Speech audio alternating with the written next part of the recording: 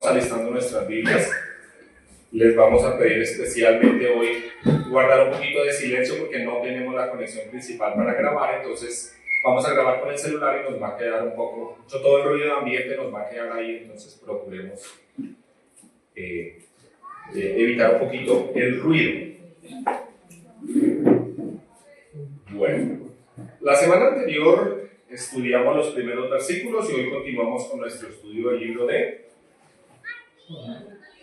Jonás. Muy bien, estamos estudiando el libro de Jonás. Muy bien. Vamos a hacer un breve repaso, así recordando para los que no estuvieron la semana anterior. En los primeros versículos vemos que Dios ordena a Jonás ir a predicar a una ciudad. ¿Recuerdan cómo se llama la ciudad? Nínive, muy bien. Dios había visto la maldad de esa ciudad y por lo tanto Dios decretó un juicio contra ella. Y lo que yo les compartía, les decía que siendo Dios el creador, tiene todo el derecho de juzgar a sus criaturas. Y así como juzgó a Nínive, así un día también juzgará a las demás naciones y un día también nos juzgará a todos y cada uno de nosotros. Decíamos que es diferente el juicio para el creyente, aquel que ha recibido a Cristo, porque ya no va a ser condenado, pero el que no ha recibido a Cristo sí irá a un juicio donde va a ser condenado. El juicio de Dios es un juicio justo porque Él lo sabe todo, Él lo ve todo, Él es omnisciente, Él sabe todo lo que está pasando. Y que principalmente, algo que decía, la única forma de escapar de ese juicio de Dios es a través de... ¿Cómo podemos escapar del juicio de Dios? ¿A través de quién? De Cristo. De Cristo, es la única forma posible. No hay forma humana de escapar del juicio de Dios, excepto por entregar nuestras vidas a Él y recibir el pago por nuestro pecado, y así es la única forma que podemos escapar de ese justo juicio de Dios. Hoy entonces nos vamos a concentrar en los versículos del 3 hasta el 17. Vamos a terminar este capítulo hoy. Bueno, entonces vamos a la Biblia, vamos a leer esos versículos. Voy a leerles desde el 1, yo les leo en una traducción viviente, les leo desde el 1 para retomar la idea. Vamos allí, entonces. El Señor le dio el siguiente mensaje a Jonás, hijo de Amitai: levántate y ve a la gran ciudad de Nínive, pronuncia mi juicio contra ella, porque he visto lo perversa que es su gente. Entonces Jonás se levantó y se fue en dirección contraria para huir del Señor. Descendió al puerto de Jope, donde encontró un barco que partía para Tarsis. Pagó su pasaje, subió a bordo y se embarcó rumbo a Tarsis con la esperanza de escapar del Señor. Versículo 4. Ahora bien, el Señor mandó un poderoso viento sobre el mar, el cual desató una violenta tempestad que amenazaba con despedazar el barco.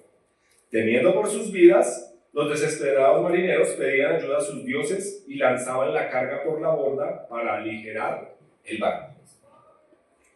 Todo esto sucedía mientras Jonás dormía profundamente en la bodega del barco. Así que el capitán bajó a buscarlo. ¿Cómo puedes dormir en medio de esta situación?, le gritó. Levántate y ora a Dios. Quizás nos preste atención y nos perdone la vida. Versículo 7. Entonces la tripulación echó suertes para ver quién había ofendido a los dioses y causado tan terrible tempestad.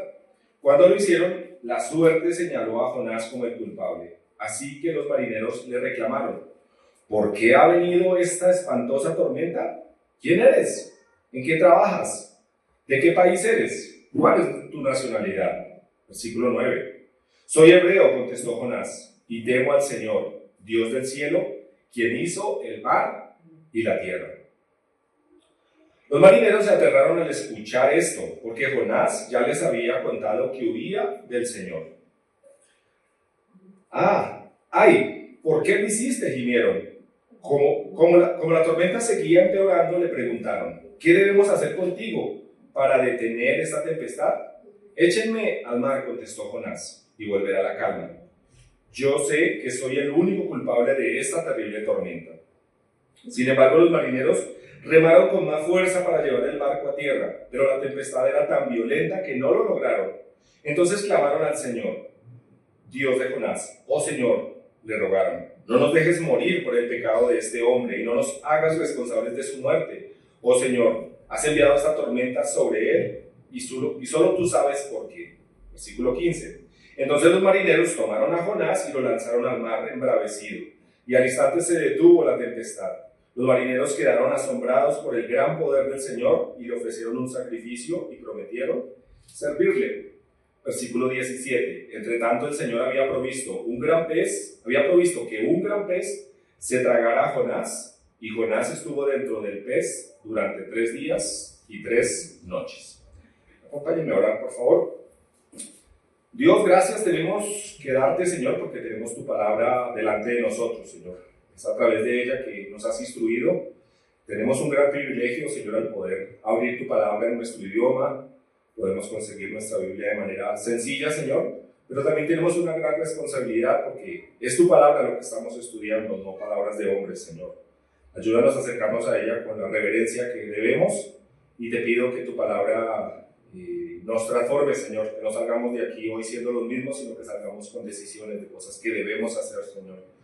Hemos aprendido en estos capítulos, en este capítulo de Jonás, Señor, que tú miras todas las personas, tú conoces todo lo que hacemos y con la intención que hacemos, Señor. Así que te pido que transformes nuestra vida, que entres a nuestro corazón, Señor, y estés transformando todo lo que está mal delante de ti, Señor. Gracias por el amor que tienes en nosotros, gracias por la obra de Cristo y en el nombre de Él oramos. Amén. Bueno, entonces lo primero que vemos ahí es que Dios le dio una orden a Jonás. No era una sugerencia, no era pues te gustaría ir a Nínive a predicar, no, sino el profeta cuando Dios lo llamaba lo mandaba a hacer una orden. Y bueno, un punto de aplicación muy claro es que la Biblia tiene órdenes para nosotros también, pero nosotros a veces las tomamos como sugerencias, como que Dios dice, pues bueno, pues como que no queremos tomarnos en serio las palabras del Señor. Hay cosas que nos cuesta obedecer al Señor y eso es un punto que tenemos que pensar, cómo le estamos obedeciendo al Señor. Ahora, si pensamos en Jerusalén, la ciudad donde estaba ubicado el profeta, como en el centro, pensémonos en el centro, no sé si algunos han visto el mapa, pero para los que no lo han visto, pensemos que aquí está Jerusalén y su destino a donde Dios lo había mandado era hacia Nínive, tenía que ir al oriente, ¿sí? Pero resulta que coge un barco que va hacia el occidente, o sea, les decía la semana pasada que Jerusalén está como en el centro, aquí al oriente está Irak actualmente, que es donde quedaba la ciudad de Nínive, hacia donde él tenía que ir, y él se fue hacia Tarsis, que es más o menos actualmente España. O sea, cogió todo el camino al contrario. Tomó su barco y se fue para el otro sentido. Todo lo contrario, o sea, como que uno dice, bueno, pero es una buena pregunta. ¿Por qué? ¿Por qué hizo eso? ¿Por qué como tan rebelde? Si en lo que hemos leído de la palabra del Señor vemos que casi todos los profetas, al menos los que aparecen con nombre propio, Dios les da una orden y ellos inmediatamente la obedecen, ¿cierto? Todos los profetas eran abnegados y le obedecían a Dios, pero este profeta especialmente no, o sea, como que suena extraño. Parece infantil un poco la actitud de Jonás. Dios, en el primer versículo que estudiábamos la semana pasada, Dios le dice que ha visto la maldad que sucedía en Nínive. ¿Y será que Jonás no pensó que Dios también estaba viendo la desobediencia que él estaba empezando a vivir en ese mismo instante? ¿Será que Jonás podría huir del Señor? Dios lo mandó para allí, él se ve para el otro lado. ¿Será que Jonás, como que uno dice, es como contrario, ¿no? Si Dios le dice, ve a la ciudad de Nínive porque he visto la maldad que está pasando allí, Jonás, pues, como que hace todo. Dios lo estaba viendo también a él, ¿no? Pero entendamos un poquito el contexto. Pensemos en lo que era el oficio del profeta en el Antiguo Testamento. A la mayoría no los escuchaban. Si usted ha leído los Isaías, Jeremías especialmente, o muchos otros profetas, el pueblo muchas veces no. Los reyes los perseguían porque el oficio del profeta era oponerse a lo que el rey mandaba muchas veces, porque si el rey mandaba algo contrario a la palabra de Dios, entonces él tenía que oponerse y muchas veces se oponía a la nación, porque como en los tiempos actuales la gente busca un Dios a su medida y a su manera, un Dios que le diga cosas bonitas, ¿cierto? ¿A quién no le gusta el Dios que le promete que lo va a sanar o que le va a dar, no sé, que todo va a estar bien? A todos nos gusta, ¿cierto? A nadie nos gustan las malas noticias, perdón, nos fascinan las buenas noticias. Entonces el trabajo del profeta era ir ahí y decirle al rey, eso que estás haciendo no está bien. O decirle a la nación, estamos viviendo en pecado y Dios nos está juzgando, Dios nos va a juzgar, Dios nos va a castigar. Entonces su oficio era muy poco popular, no era muy querido, no era muy, especialmente por la gente que se apartaba de Dios, obviamente. El que seguía a Dios pues era sensible a lo que el profeta decía y agradecía porque era la dirección de Dios la que estaba sucediendo. Entonces los golpeaban. Si recuerdan, por ejemplo, a Jeremías lo echaron en una cisterna que era como un tanque donde reservaban agua. Imaginen, lo hayan metido en el barro, lo metieron allá en castigo. Creo que estuvo en la cárcel. Al profeta Elías ofrecían dinero por su cabeza. En los tiempos del rey, que gobernaba en los tiempos del rey, era el rey Acab, que era uno de los reyes más perversos y malos que existieron. Le ofrecían dinero. A Daniel, ¿recuerda que le hicieron a Daniel? Lo arrojaron al leones y al horno de fuego, ¿cierto? Entonces, no era fácil ser profeta en Israel. Ahí dentro de la nación que se supone era la nación temerosa de Dios, era un oficio de alto riesgo, era un oficio peligroso, un oficio, llamémoslo, desagradecido, porque la gente se oponía mucho al profeta. Pero imagínense ahora que Dios le mandaba a Nínive, a una ciudad totalmente pagana, una ciudad que no tenía temor de Dios en su corazón, porque no estaba ellos. Supongo que habían escuchado parte del mensaje de Dios, pero no era su principal, no conocían al Dios verdadero en gran parte. Entonces, era como una sentencia de muerte lo que estaba recibiendo Jonás al recibir esa comisión. Los ninivitas adoraban a los demonios, dice que eran muy inmorales.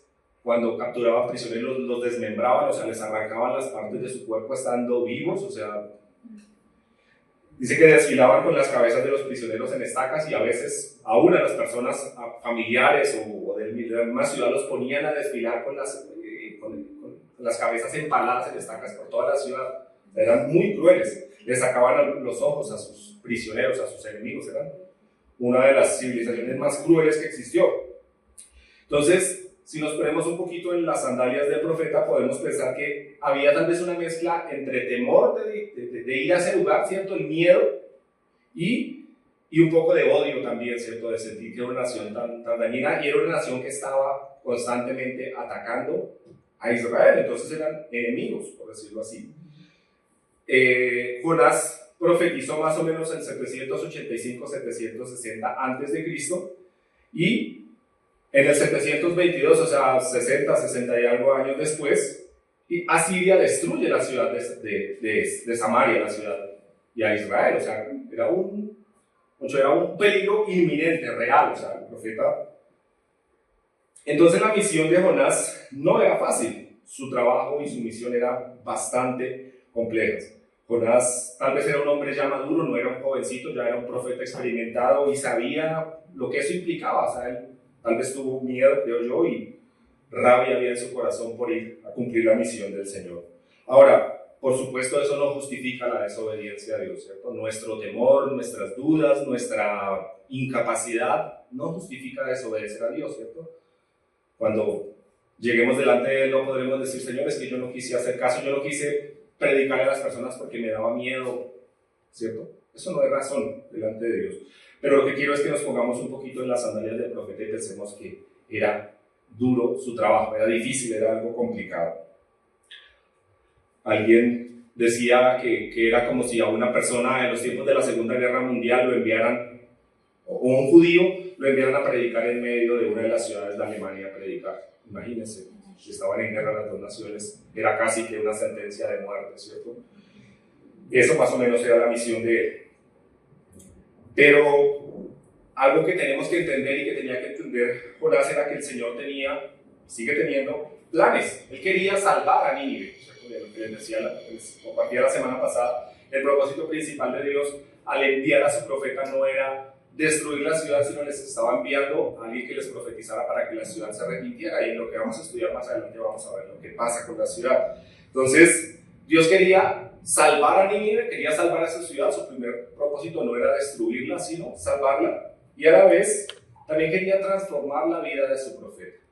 Si vemos en la Biblia, muchos hombres fieles a Dios pasaron por momentos muy duros y muy difíciles, muchas circunstancias pasaban, pero todas ellas Dios las encajaba para transformar sus vidas. Y eso mismo pasa en nuestra vida actualmente. Nosotros quisiéramos que toda nuestra vida fuera color de rosa, como dicen por ahí, ¿cierto? Pero no es así. No anhelamos que se nos muera un pariente, no anhelamos que venga una enfermedad, no anhelamos tener un problema económico, no anhelamos tener un problema familiar entre nosotros, pero esas cosas suceden, ¿cierto?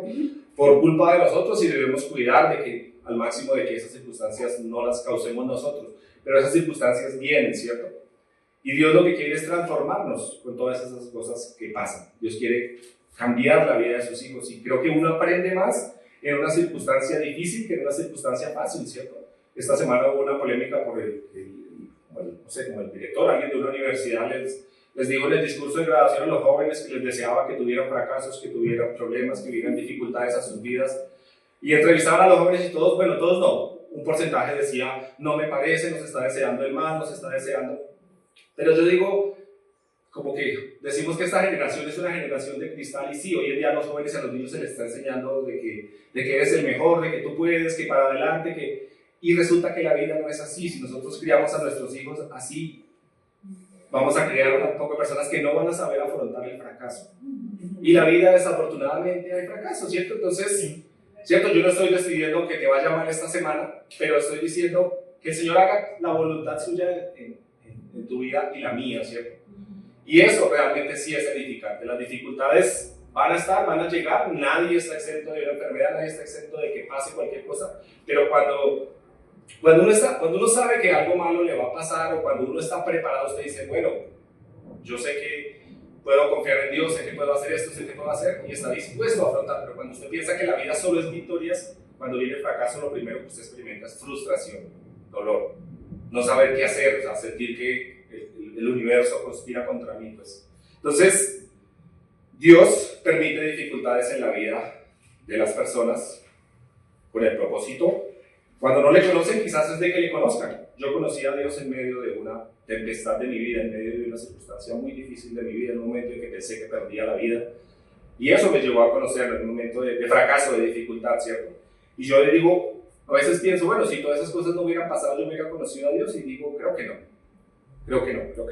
No necesariamente, no estoy diciendo, muchas personas dicen, no, a mí me predicaron y pues yo lo entendí, lo acepté y fue así.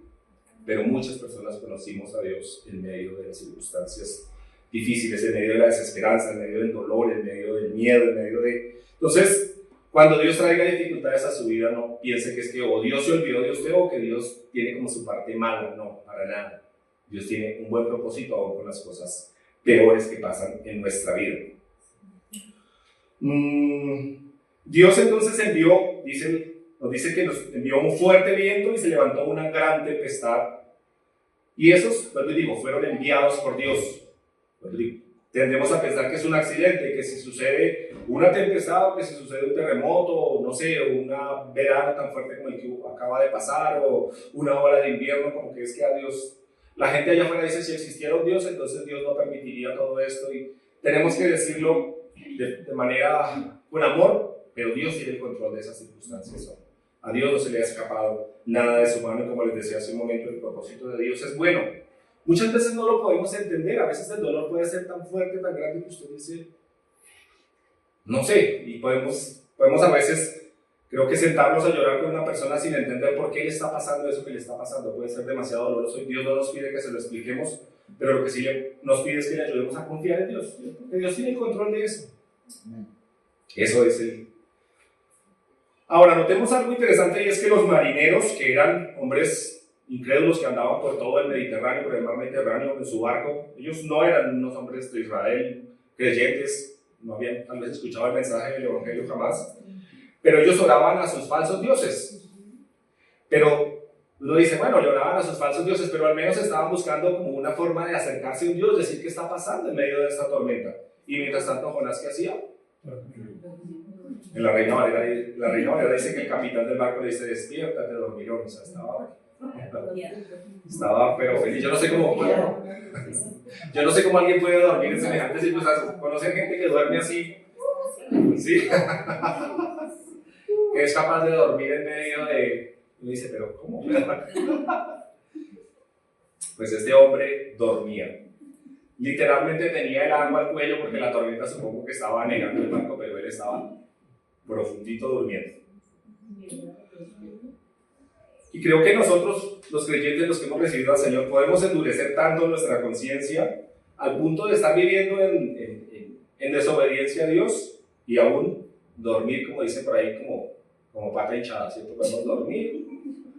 Yo digo, eso es como el colmo. ¿No le ha pasado cuando uno está mal con el Señor, a veces se despierta uno a la madrugada y no puede dormir y piensa, y digo, bueno, eso es por lo menos un signo de que como que la conciencia no se ha encallecido y todavía pues, somos sensibles a Dios? pero puede llegar un momento en que se nos endurezca tanto la conciencia que no reaccionemos. Cuidado con eso. Ahora, los marineros, con el propósito de saber a causa de quién había venido esa tormenta, entonces hacen algo que se llama como echar suertes. Si usted ha leído toda la Biblia, va a encontrar que en algunas partes habla de eso, ¿cierto? A mí siempre me causó curiosidad, ¿cómo así que echaban suertes? Hay una página muy buena cuando quiera consultar cosas así que se llama The God Questions. Y dice que esa expresión de echar suertes en el Antiguo Testamento aparece 70 veces y en el Nuevo Testamento aparece 7 veces. Utilizaban, parece ser, porque pues no hay mucha información acerca de eso, parece que utilizaban, por ejemplo, como palitos de diferentes tamaños o diferentes colores. Entonces, el que saque el palo verde, ese es el elegido o el culpable, o bueno, con eso definían una situación. O podría ser una moneda al aire, ¿cierto? O podría ser unos dados, no sé. Había alguna forma en que ellos buscaban, de la forma en que ellos sorteaban algo. Y aunque no tenemos mucha información, la Biblia parece que Dios permitía eso, ¿cierto? No era que lo mandara, pero sí lo permitía, ¿cierto? Ahora, no había dinero de por medio. Hoy en día eso como de la suerte más bien parece asociado a que hay dinerito de por medio y que vamos a ver quién gana. No había algo económico, sino una forma como de dilucidar la voluntad de Dios. En el Nuevo Testamento prácticamente desaparece eso, en el libro de Hechos en algunas partes, pero ya prácticamente no se ve. Y parece ser que, y eso dice la página, como que en el Antiguo Testamento, pensémoslo de esta manera, ellos no tenían la Biblia, ¿cierto? No tenían una forma de consultar cómo saberlo, ¿cierto? Solamente venían los profetas y les hablaban, pero ellos no podían diferenciar la voluntad de Dios, no sabían qué decisiones tomar, ni tampoco tenían la presencia constante del Espíritu Santo en la vida de ellos. Eso es muy diferente hoy en día. Nosotros los creyentes no necesitamos ni echar suertes ni consultar el horóscopo, porque tenemos la palabra de Dios para consultar, y allí el Señor nos da la sabiduría para tomar normalmente decisiones. Podemos orar, podemos tener la guía del Espíritu Santo para tomar decisiones, así que ni pensemos en algún momento de que eso es una opción actual, ¿cierto? De echar suertes. Y Dios permitió, creo que un versículo que refuerza eso muy bien es 2 de Pedro 1:19, no lo vamos a leer por cuestiones de tiempo, pero dice que tenemos la palabra profética más segura a la cual podemos estar atentos. Tenemos la palabra de Dios. Ahí es donde debemos buscar la voluntad de Dios. Ahora, Dios permitió que por medio de este método se supiera quién era el culpable. Y adivinen quién era el culpable. Era Jonás. Le preguntan y él confiesa de que él está huyendo del Dios verdadero. Del Dios que hizo el cielo, la tierra y el mar, dice. O sea, interesante, ¿no? Estaba en medio de una tormenta en el mar, pero él sabía que Dios había hecho el mar. O sea, no sé cómo entenderlo. No pudo esconderse. El propósito de Jonás era huir de Dios, pero ahí vemos que no pudo esconderse. Ahora, Dios le estaba demostrando que él era el que tenía el control de aquella tempestad. Jonás les dice a los marineros, échenme al mar. Estaban en medio no sé cómo sería la situación. No podríamos dilucidar claramente si se quería morir, si decir, pues prefiero morirme, o más posiblemente estaba reaccionando positivamente y estaba diciendo, pues yo soy el culpable de todo esto, échenme al mar y Dios se calmará. O sea, yo soy el culpable. Parece ser que esa es la opción, de que él estaba entrando en conciencia de decir, estoy rebelándome contra Dios. Tal vez ahora estaba recordando de que creía en el Dios que había hecho el mar, y ese Dios lo iba a proteger, aunque tuviera que ser lanzado en medio del mar, ¿cierto? De los peligros del mar, en medio de una tormenta. O sea, yo no sé, yo le tengo mucho miedo al agua, me he pegado sustos fuertes y digo, uy, me echen a mí en el mar. Es más, a veces cuando le pasa, cuando uno se está durmiendo, tiene sueño, me pasa, a veces tengo un microsueño de que estoy en medio de algo y que no puedo. Para mí eso es terrible. Sí. mucho miedo. Yo digo, uff, ¿cómo sería esa escena de que él sabe que lo van a lanzar y ese barco haciendo así, las olas? Pero parece estar reaccionando. Ahora, los marineros trataron de no arrojar a Jonás. Se nos dice al principio de que ellos echaron la carga, o sea, como el barco pues más pesado, más fácil que se moviera, entonces empezaron a lanzar la carga, que es una pérdida económica para ellos porque su trabajo era transportar cargas, y si se perdía la carga, pues habían perdido dinero. También dice que ellos oraron, dice que remaron con mucha fuerza para tratar de salvar el barco y llevarlo a tierra, pero y tal vez con eso ellos estaban mostrando la compasión que Jonás no quería tener, ¿cierto? Ellos decidieron, vamos a tratar de salvar a este hombre, ya sabemos que él es el culpable, pero ellos deciden, o mostrarle compasión. Esa misma compasión que Dios quería que Jonás tuviera con Nínive, ¿cierto? Pero Jonás estaba mostrando que no. En cambio, estos hombres que no parecen conocer al Dios verdadero, sí muestran compasión. Interesante. Al lanzar a Jonás, el mar inmediatamente se calma. Y esos marineros se encontraron con el Dios verdadero y empezaron a adorarle. Y algo que podemos resaltar aquí es que Dios hace su obra a pesar de nuestra negligencia, ¿cierto? Jonás fue negligente, o sea, hubiera podido irse en el barco hablando de las personas del Dios verdadero, pero no lo hizo. Pero Dios usó toda la desobediencia de Jonás para salvar a estos marineros. Dicen que ellos, por lo que entendemos aquí, ellos se convirtieron al Dios verdadero, a pesar de la negligencia. Y eso debe hacernos pensar en que nuestra negligencia... Ahora, en que Dios es soberano, en que a pesar de nuestra rebeldía, nuestra negligencia, Dios puede hacerlo. Pero eso no nos exime de ser responsables en lo que debemos hacer, ¿cierto? Imagínense la vergüenza para Jonás, o no sé, o lo que tenía que sentir al ver que no estaba haciendo su deber. Y aquí, al final del texto, aparece el personaje que hace más recordado el libro de Jonás, el gran pez, ¿cierto? Este pez se tragó a Jonás, y de esto no quiero adelantarme para la siguiente enseñanza que le toca a otra persona, pero lo que podemos decir es que es una historia real. O sea, no es una parábola, no es una ilustración, no es una figura literaria acerca de como que un pez o que algo que pasó, ¿no? Por diferentes textos bíblicos, por los que lo interpretan, aún el Señor Jesús en el Evangelio, creo que es de Mateo, habla de eso, de que Jonás estuvo 3 días y 3 noches en el pez, y habla de que eso es una figura de Cristo mismo. Lo que tenemos que decir es que es una escena real, ¿cierto? Real, o sea, no sé cómo puedo pensar que una persona, primero por tamaño, quepa dentro de un pez. Bueno, creo que el pez es gigantesco, ¿cierto? Porque no se nos dice que era una ballena, sino un pez. No sé cómo una persona puede sobrevivir dentro de un pez. Saldría oliendo a sardinas. No entendemos, pero digo, eso no nos debe impedir creer que sea verdad. O sea, es como pensar en el libro de Génesis, que Dios de la nada haya formado todo lo que existe. Eso no cabe en nuestra cabeza, ¿cierto? Entonces, si Dios pudo crear todo, ¿por qué no podía llevar a Jonás y llevarlo a vivir dentro de un pez? Ya para cerrar, tenemos que decir que si algo es evidente en esos versículos es que todos en este texto están de algún modo obedeciendo a Dios, ¿cierto? O sea, el mar está obedeciendo a Dios, los marineros empiezan a obedecerle a Dios, pero el único, el que principalmente debería obedecer a Dios era Jonás, y era el que no estaba obedeciendo a Dios. Contrastante, ¿no? Hasta el mar le obedece a Dios, pero Jonás no. Y creo que puede pasar eso a nuestro alrededor, ¿cierto? Piensen en los animales. Yo miro los animales, o sea, alguien decía, hablando de la ideología de género, y espero que no suene ofensivo, alguien decía, yo nunca he visto un burro homosexual o un animal practicando semejantes cosas, ¿cierto? Los animales hacen lo que Dios los hizo. Ahora, claro, los animales son polígamos, son diferentes, porque Dios los creó con esta naturaleza. No vamos a compararnos en todos los aspectos, porque Dios nos creó a su imagen y semejanza, ¿cierto? Pero los animales hacen lo que Dios los puso a hacer, ¿cierto? Usted nunca ha visto un gato fumando, o, no sé, otro animal consumiendo marihuana, ¿no? ¿Cierto? Pero nosotros los seres humanos, que debiéramos ser el ejemplo, resulta que nos rebelamos contra el Creador. No hacemos lo que Él quiere, lo que nos mandó hacer. Eso es grave. Tomemos unas conclusiones, creo que son 2 o 3 nada más, que nos permitan tener puntos de aplicación. La primera de ellas sería, no podemos huir de Dios.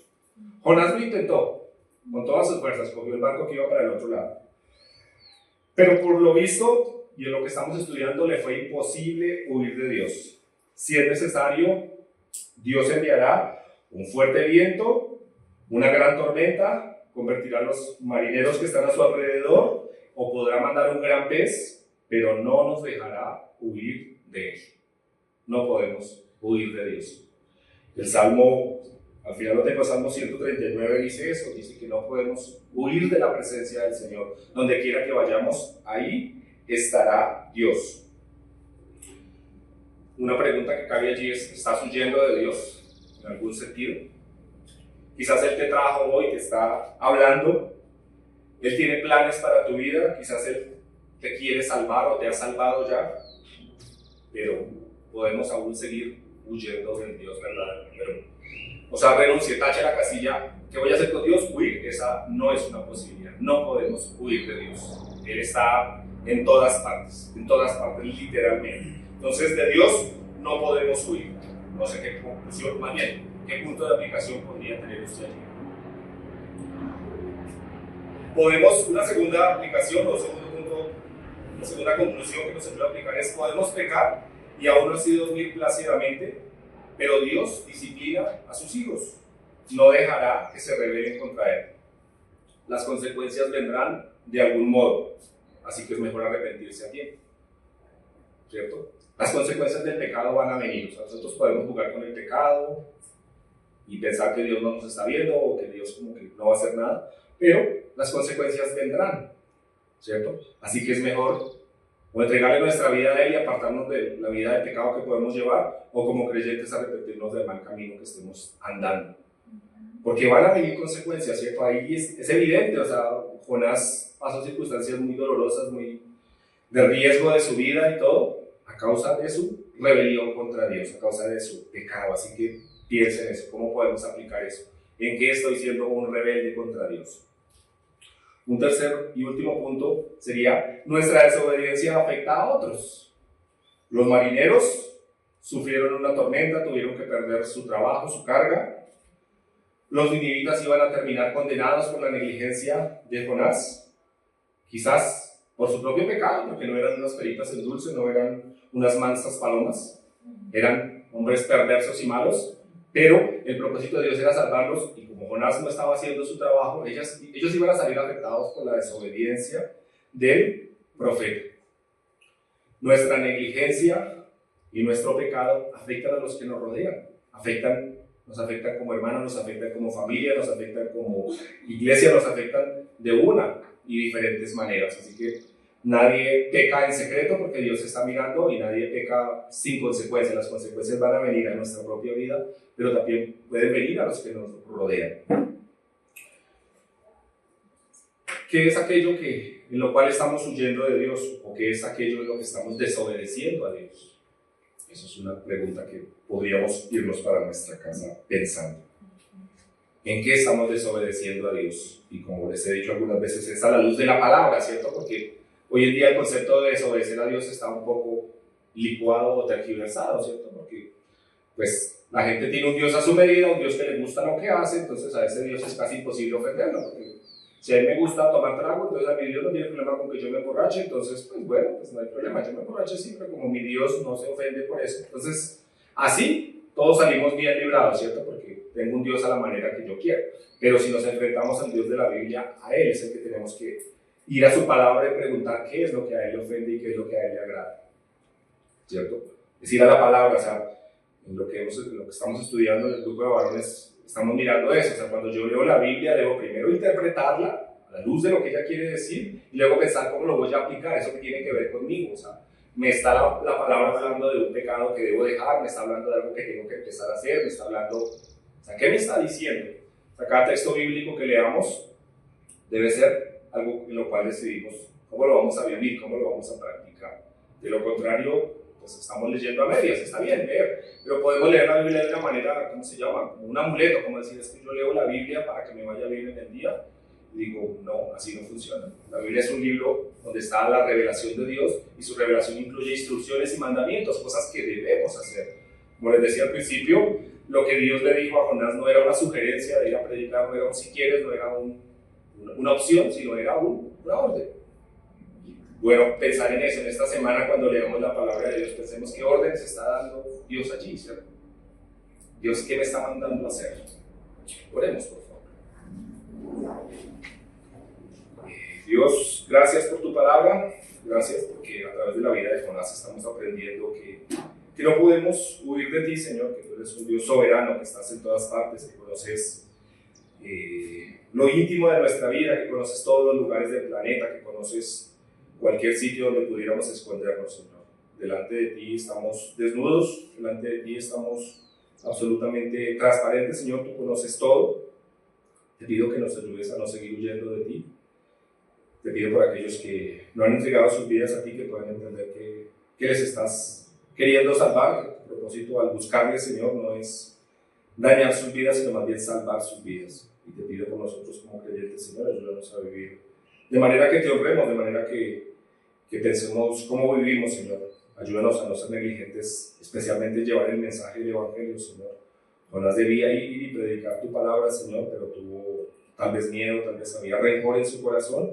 Te pido que quites de nosotros todos los prejuicios, Señor, que predicamos el Evangelio con la claridad, con compasión, sin importar a quién sea, aún a nuestros propios enemigos, Señor. Tú quieres salvarles a todos y tú quieres usarnos para que llevemos el mensaje de tu palabra.